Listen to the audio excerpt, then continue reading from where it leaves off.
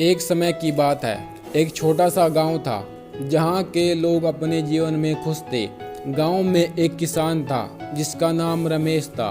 रमेश की खेती में बहुत मेहनत लगती थी, लेकिन वो अपने काम से कभी निराश नहीं होता था। एक दिन रमेश के खेत में चमत्कार हुआ।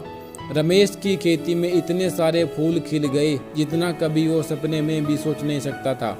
हर तरह खुशबू फैली हुई थी और खेत एक बाग की तरह सजने लगा।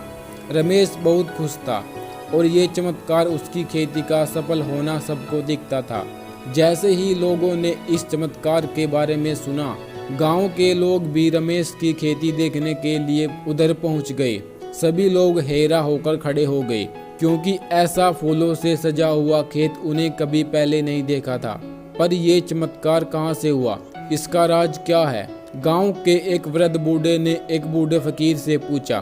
फकीर ने मुस्कुराया और कहा, रमेश की खेती में जो चमत्कार हुआ वो सिर्फ उसके ईमान और मेहनत का नतीजा है।